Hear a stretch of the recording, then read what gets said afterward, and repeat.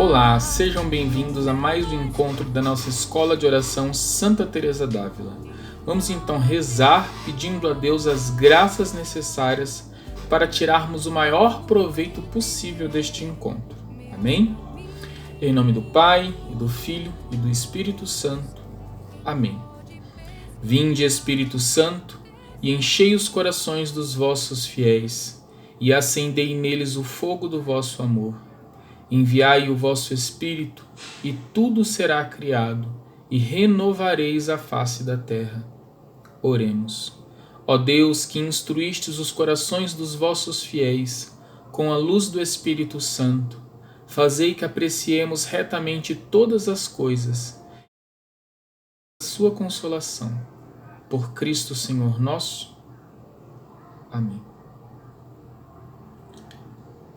Ave Maria, cheia de graça, o Senhor é convosco. Bendita sois vós entre as mulheres, e bendito é o fruto do vosso ventre, Jesus. Santa Maria, Mãe de Deus, rogai por nós, pecadores, agora e na hora de nossa morte. Amém. Santo anjo do Senhor, meu zeloso guardador, se a ti me confiou a piedade divina, sempre me rege, me guarda, me governa, me ilumina. Amém. Estamos e permaneceremos unidos em nome do Deus que é Pai, Filho e Espírito Santo. Amém. Santa Teresa d'Ávila, rogai por nós. São João da Cruz, rogai por nós. Frei Maria Eugênio do Menino Jesus, rogai por nós. Amém. Bom, neste nosso encontro, no encontro anterior, eu utilizei como base o livro do Tanqueray, né, o Adolfo Tanqueray, o Compêndio de Teologia Ascética e Mística. Eu comecei a falar um pouquinho sobre a primeira das três vias, né? Eu comecei a falar sobre a via purgativa. A via purgativa, como eu disse no último encontro, o próprio nome diz, né? Purgar, tem um pouquinho a ver, lembra purgatório, né? Purificação. É a via de purificação. Esta via da purificação, segundo Tanqueray, engloba a primeira e a segunda morada, né?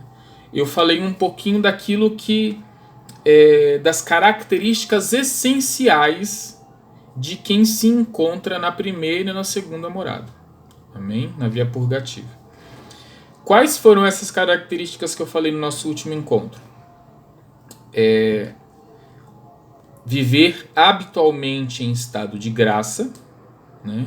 Quem está, uma pessoa que não está em estado de graça, não está em morada alguma, né?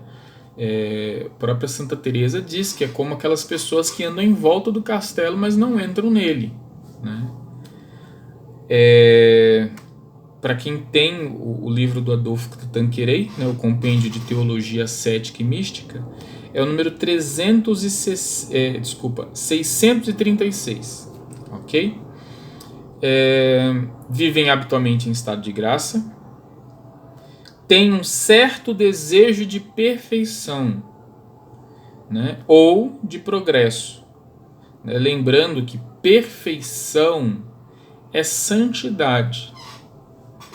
Mas santidade é uma coisa difícil, santidade é impossível, perfeição então nem se diga. Bom, Deus nos pede para amá-lo, né? Quanto mais nós amamos, mais o nosso amor por ele é perfeito. É isso que ele nos pede, né? Um total despojamento de nós mesmos para amá-lo cada vez mais. E por meio dele, por ele, amarmos o nosso próximo. Então, é isso que ele nos pede. Sede santos, porque eu sou santo. Sede perfeitos, como o vosso Pai Celeste é perfeito, né? É um pedido de Jesus, né? O jovem rico, quando chegou até Jesus e disse: que devo fazer para entrar no reino de Deus, né? Para ter a vida eterna? Jesus falou: cumpre os mandamentos. O jovem respondeu: mas isso eu já cumpro desde a infância. Aí Jesus disse: se queres ser perfeito, ou seja, Se queres mais, se queres ser santo, vai, vende tudo que tens, dê aos pobres e segue-me. Né? É aquilo que foi dito ao jovem rico. Existe uma riqueza que é colocada bem característica nossa, né? Individual. Cada um tem a sua riqueza que precisa vender para ser santo. Né? Isso é uma passagem, né? Esse estado de santidade é a passagem da terceira para as quartas moradas. Né? Então, viver habitualmente em estado de graça tem certo desejo de perfeição ou de progresso e conservam, contudo, um apego ao pecado venial deliberado, ou seja, aquelas pessoas que dizem, isso não é pecado grave, então eu posso fazer. E às vezes é um pecado venial, né? E quando eu faço sabendo que é pecado venial e mesmo assim eu faço porque eu quero, esse é o chamado pecado venial deliberado. Né? Eu desejei, eu quis fazer aquilo. Sabia que era pecado, mas mesmo assim eu fiz porque eu quero, porque é gostoso, porque me atrai. Então, esse é o apego, né, que o Adolphe Tanqueray, né, o padre Adolphe Tanqueray, ele fala aqui na letra C do número 636. Amém? E eu vou tratar um pouquinho sobre categorias distintas, né, o número 637 do livro. As pessoas que se encontram na primeira e segunda moradas, elas estão colocadas em categorias distintas. Né? O padre Adolphe Tanqueray, ele coloca 3 categorias. Né? Vamos ver se você se encontra na primeira e segunda morada, tente se identificar. Ou se você já passou, né, para a terceira, quarta, quinta, sexta e sétima, provavelmente você já sabe disso, né? A própria luz sobrenatural da graça, ela já mostra muito disso para nós, né? Mas diz assim: há diversas categorias de principiantes. Ele coloca 3. Qual é a primeira categoria que ele coloca? Almas inocentes que desejam crescer na vida espiritual. Bom, aí já entra num detalhe meio delicado, principalmente para os dias de hoje, né? Cada vez mais nós vemos que existem, entre aspas, forças que querem corromper a inocência das nossas crianças. Por isso nós, como cristãos, devemos travar uma guerra santa em preservar a inocência das nossas crianças, né? O Adolphe Tanqueray, ele continua dizendo, né? Quem são essas almas inocentes? Primeira categoria que ele coloca, tipo de alma que ele coloca são crianças, né? Depois tem jovens e pessoas do mundo não contentes em somente evitar os pecados mortais. Desejam fazer algo mais por Deus e aperfeiçoar-se. O número seria maior se os sacerdotes fossem mais ativos em despertar o desejo de perfeição nos catecismos, ou seja, nas catequeses, pastorais e demais atividades paroquiais. Né? Essa pregação da vida de santidade, ela deveria ser mais intensa, né? Eu lembro que quando eu comecei o meu caminho de vida espiritual, eu lia bastante sobre a vida dos santos. E eu coloquei no meu coração, eu quero ser santo, né? Eu quero ser santo, eu quero lutar para ter uma vida de santidade, né? Eu não tinha aquilo que muitas vezes as pessoas acabaram colocando na cabeça de que ser santo é impossível. Não, para mim ser santo era totalmente possível. tragicamente encontrei na minha vida pessoas, infelizmente também encontrei sacerdotes que viam quase como que uma bobagem de um jovem recém-convertido, né? Eu infelizmente não entrei na categoria, né, das almas inocentes, né? Tem outra categoria que eu me encaixo melhor, mas eu não tive no início alguém que me falasse: Fernando, realmente vamos lutar para ser santo. Ser santo é possível, ser santo é algo não somente louvável, mas desejado por Deus, né? Demorou muito para eu encontrar pessoas que realmente também sonhassem com isso, né? Demorou muito. Eu lembro que ainda na época do Orkut, eu coloquei uma enquete no Orkut, né? Faz muito tempo isso. Quem mais velho sabe o que é Orkut. Os jovens nem sabem o que é isso, né? Mas eu coloquei uma enquete lá. Na enquete eu fiz a seguinte pergunta: é mais difícil ser santo nos dias de hoje ou no tempo das primeiras comunidades? E os principais comentários eram: e quem é santo? É possível ser santo? Não, ninguém mais é santo. Não é possível, isso não existe mais. E a Igreja Una Santa Católica e Apostólica é uma enciclopédia de santos na sua história, né? Todos os lugares do mundo sempre tiveram pessoas que lutaram para amar a Deus de todo o seu coração, né? Dentre essas pessoas,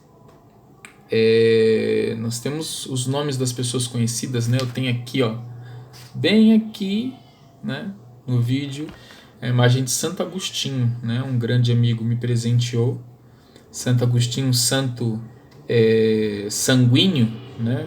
Um santo de temperamento sanguíneo. Meu temperamento também é sanguíneo, então esse meu amigo Luiz Fernando me presenteou com essa imagem. Santo Agostinho, ele também que se encaixa em outra categoria, né? Não se encaixa na categoria das almas inocentes, mas Santo Agostinho, ele foi um santo que lutou para ser santo, teve batalha, né? Teve batalha ferrenha. Ele escreve isso em alguns livros, né? As tentações clamavam por Agostinho, falavam: você vai nos abandonar para sempre, né? E Santo Agostinho venceu, né?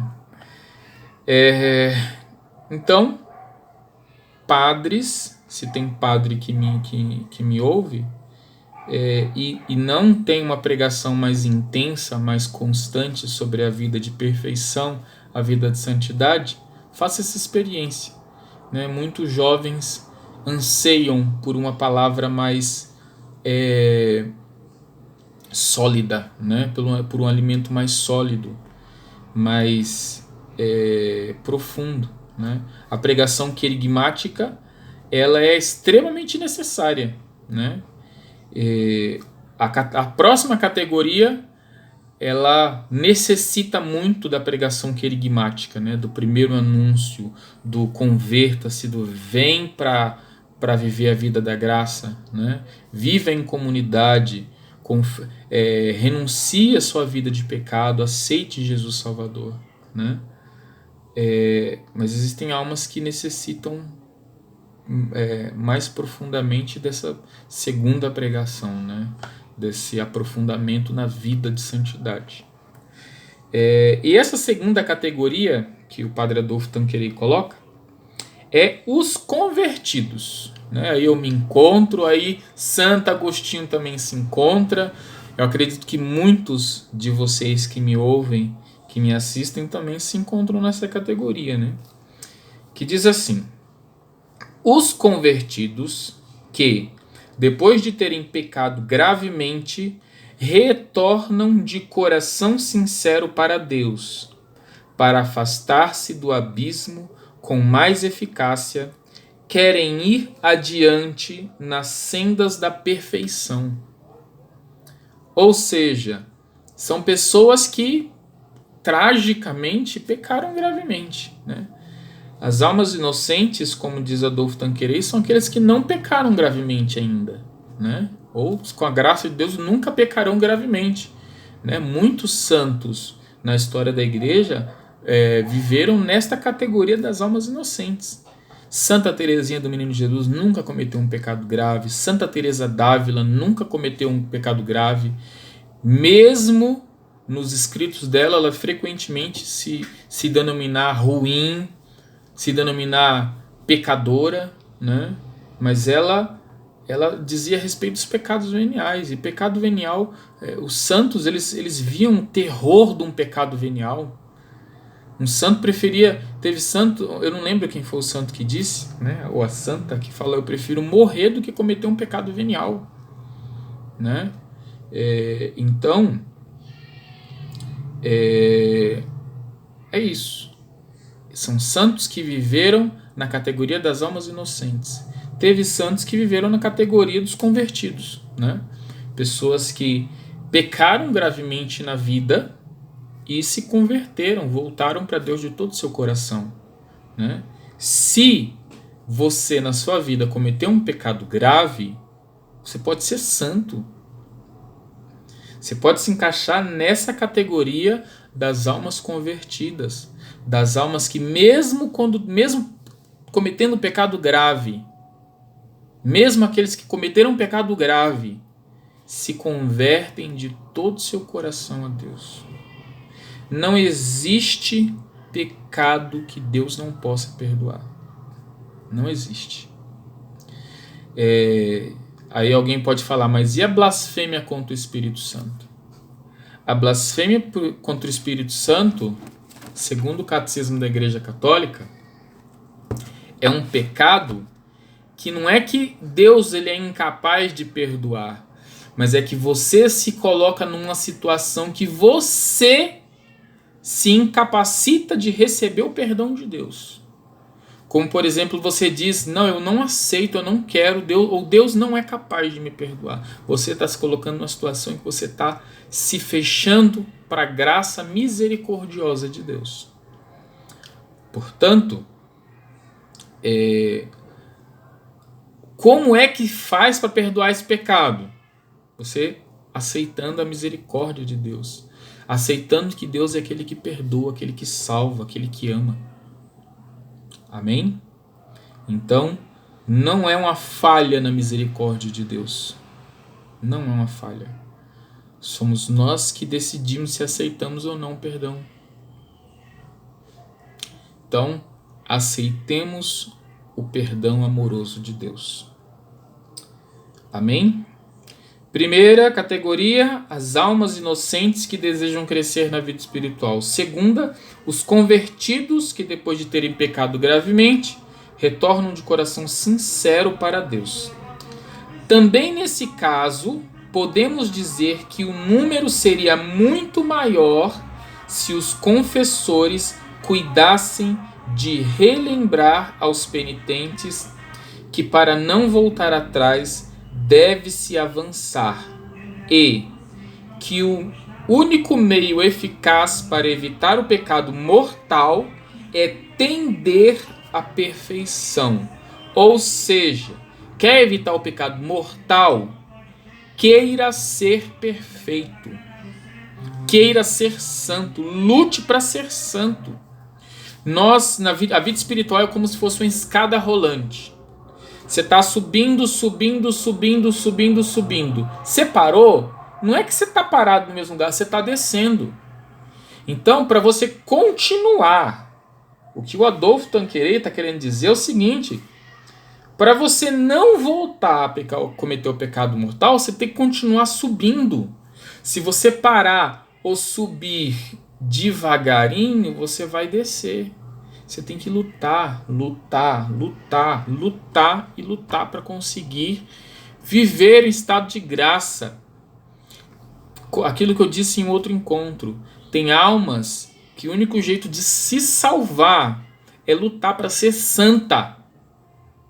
Porque são pessoas que viveram tão afundadas no pecado que o único jeito de se salvar é lutar para viver uma vida de intimidade profunda com Deus. Se você se encontra assim, se você for uma pessoa que viveu muitos pecados na sua vida, pecados graves, lute para viver, para superabundar a graça. É aquilo que São Paulo diz, onde abundou o pecado, superabunda a graça. Então, pecou muito, lute mais ainda, seja o que mais luta para ser santo. O que é ser santo? Ser santo é amar a Deus. Amar a Deus, tirar aquilo que me impede de amar a Deus. Esta via, a via purgativa, ela é maravilhosa nesse sentido. O que é purgar? É purificar. Purificar o quê? Tirar de mim o que me impede de amar a Deus perfeitamente. O que é o purgatório? O purgatório vai ser o lugar, a escola do amor. Você entrou no purgatório sem pecado grave, mas entrou com manchas de pecado venial, significa que você não amou a Deus de todo o coração. Você vai aprender a amar Deus de todo o coração. Você vai ser privado da glória celeste. A gente fala tempo, mas quando entra nessa questão já não é mais tempo, né? Já entra na supratemporal, né? Tá acima da realidade do tempo, né? Mas é como se experimentasse uma ausência temporária de Deus, que faz com que o nosso amor, aquele desejo de Deus, né, que nós temos, só que a gente não sabe a proporção, que é um desejo infinito de Deus. Quando a gente morre e a gente... esses obstáculos que nos impedem de ver esse desejo infinito de Deus que nós temos, eles somem. E aí a gente deseja infinitamente Deus, só que a gente não pode. E esse sofrimento de desejar a Deus e não poder ver a face de Deus nos purifica. E a gente é admitido depois de um tempo à presença de Deus, né? Aqueles que já estão puros, eles já recebem imediatamente. Já recebe imediatamente a presença, né, a visão beatífica, a visão de Deus. Já recebe a glória celeste, a glória eterna. Já participa perfeitamente, né, da vida da Santíssima Trindade, da vida bem-aventurada da Santíssima Trindade. Então, as almas inocentes precisam aperfeiçoar-se, né? buscar cada vez mais ser santos, né? Os sacerdotes ajudam muito nesse sentido. Os convertidos precisam ser santos, porque muitos, se não for santo, acaba se perdendo. Vivem uma vida mais ou menos, voltam aos pecados graves, que é como se tivesse um imã que puxa uma pessoa que já cometeu um pecado grave a cometê-lo de novo, né? É como se criasse raízes com aquele pecado, né? A concupiscência, né? Uma pessoa que nunca pecou, por exemplo, uma pessoa que nunca pecou de gula, o que é muito difícil, né? Mas vamos acreditar que tenha, porque todos nós praticamente já nascemos com o pecado capital, né, da gula. A pessoa nunca pecou de gula. Ela não tem raiz ligada ao pecado de gula. Agora, uma pessoa que pecou de gula tem raiz ligada ao pecado de gula. Então, sempre vai estar sendo puxado para cometer novamente aquele pecado. Então, a pessoa precisa lutar para ser santo, para poder destruir essas raízes que ligam a pessoa, né, que fazem com que a pessoa continue, de certa forma, ligada àquele pecado. Então, as almas inocentes, os convertidos, e a terceira categoria são os tíbios, as pessoas que estão vivendo a tibieza, né? Aí o Adolfo Tanqueray ele explica, ele diz assim: aqueles que depois de se entregar a Deus e até mesmo ter avançado no caminho da perfeição, caem no relaxamento e na tibieza. Esses,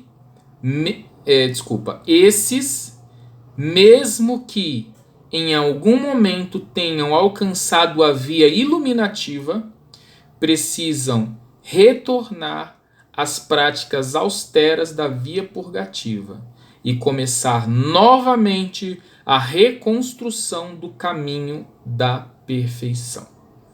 Bom, duas coisas importantes. Primeiro, quem são os tíbios? Os tíbios são aqueles que avançaram na vida espiritual, lutaram, perseguiram, cresceram espiritualmente, mas aí veio um relaxamento. Por que que vem esse relaxamento? Isso é muito comum nós encontrarmos pessoas que caem na tibieza. Quem são os tíbios? Os tíbios são aquelas pessoas que progrediram. Existem muitas condições, muitas situações que nos ajudam a avançar na vida espiritual. Só que em determinado momento nós nos encontramos, geralmente a terceira morada, né, a via iluminativa, ela acaba tendo um pouquinho disso, que é uma espécie de aridez.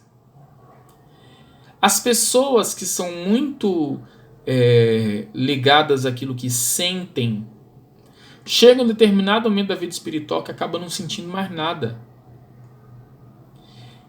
A oração dessas pessoas mudam, né? A pessoa que está na via iluminativa, na terceira morada, elas experimentam dois tipos de oração, né? A oração afetiva e a oração de simplicidade.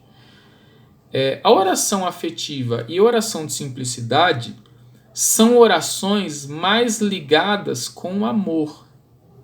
Porque na oração afetiva a gente vai manifestar cada vez mais os nossos afetos, né? Nós já meditamos muito sobre a vida de Jesus, sobre sobre a igreja, sobre os dogmas, sobre as verdades de fé. Nós já meditamos bastante, nós já aprendemos, nós já crescemos, nós já encontramos Jesus nestas verdades que buscamos por meio da meditação, de modo especial na segunda morada. E chega um determinado momento que a nossa oração é mais saborear aquela verdade e amar Jesus por aquela verdade, né? Só que o que acontece? Não é mais por meio de consolação. Não se trata disso.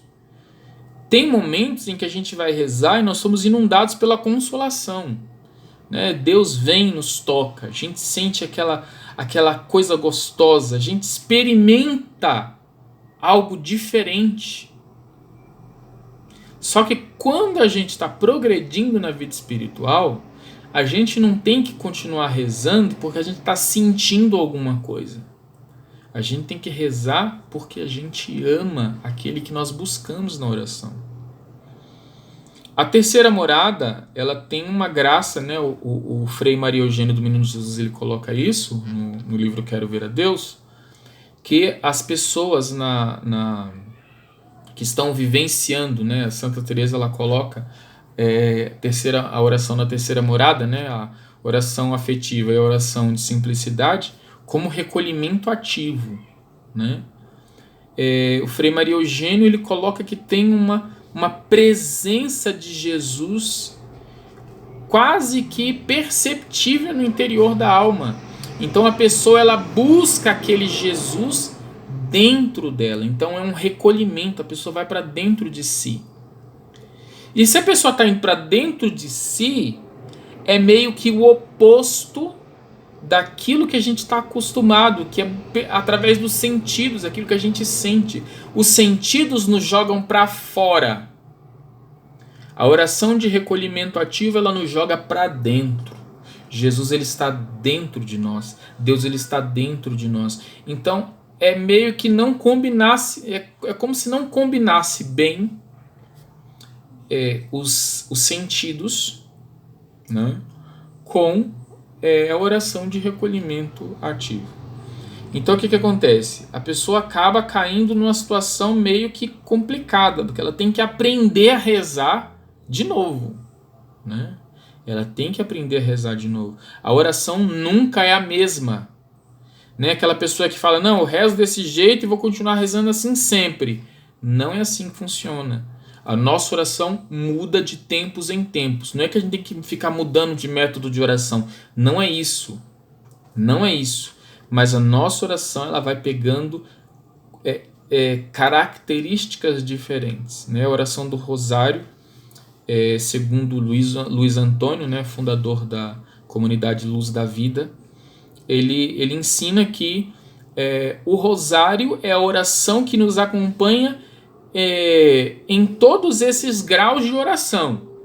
No Rosário tem a oração vocal, aquilo que a gente fala, né? O mistério que a gente está proclamando, né? Tem a oração de meditação, através daquela leitura bíblica, através daquela passagem, nós temos o combustível para a meditação.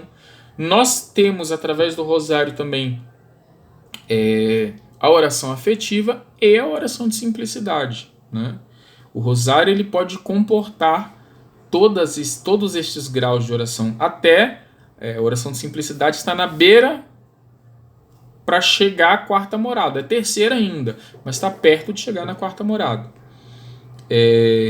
Porém, tem pessoas que elas não... a forma de oração íntima que ela vai vivenciar, né, as 3 vias, as 7 moradas de Santa Teresa, é outro tipo de oração, né? Durante muito tempo na minha vida, eu rezei por meio da leitura, né?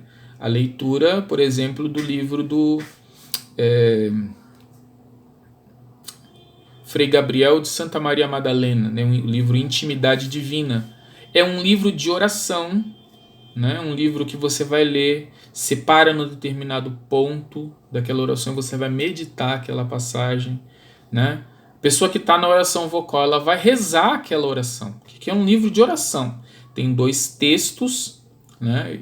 E no final tem uma oração, né?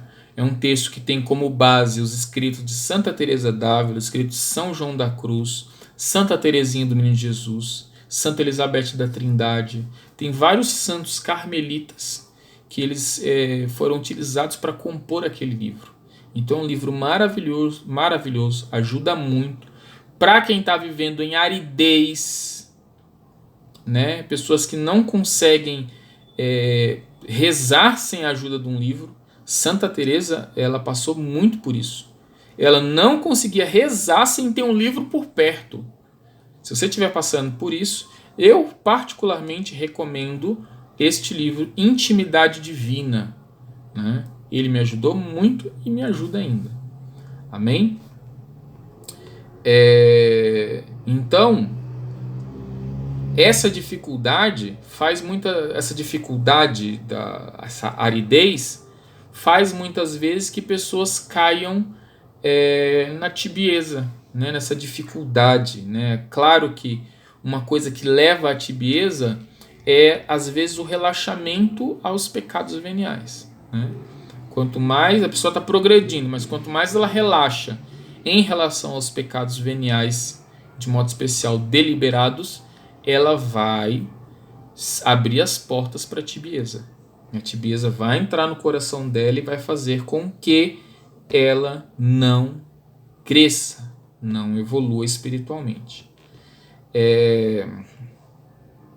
E continua dizendo assim, né? Para ajudá-los, para ajudar as pessoas que vivem